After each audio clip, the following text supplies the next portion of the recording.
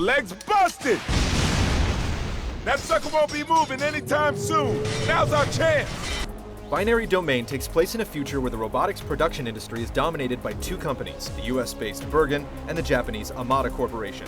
Both adhere to a treaty that bans the production of human-looking robots called Hollow Children, but tensions rise between the two when one of these cyborgs causes an international incident at Bergen headquarters.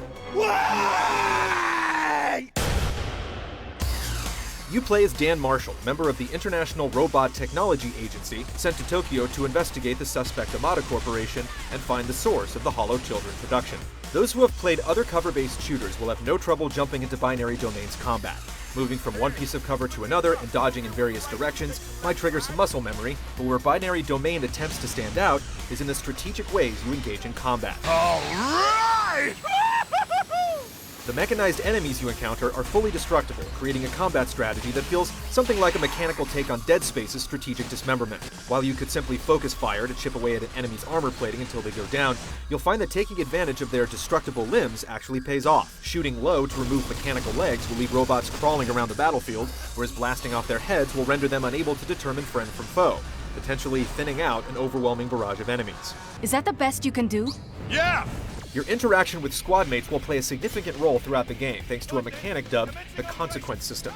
Based on how aggressive or cowardly you behave, both during combat and in the more story-driven moments, each member of your team will develop their own level of trust with you. This can lead to situations where they may hesitate to take your orders in combat. This entire feature is backed by a voice recognition system that boasts the ability to recognize any phrase or command you shout to your AI companions. It's certainly ambitious, and we're curious to see how this will impact later segments of the game. Cover me! I'm on it! Gotcha, bro! We also had a chance to check out a few of the game's multiplayer modes, consisting of deathmatch and capture the flag variants. Rather than being stuck with the loadout you choose at the start of each game, you have the ability to purchase weapons and equipment between deaths with points earned throughout the match. This adds a welcome amount of flexibility to change your role mid-battle.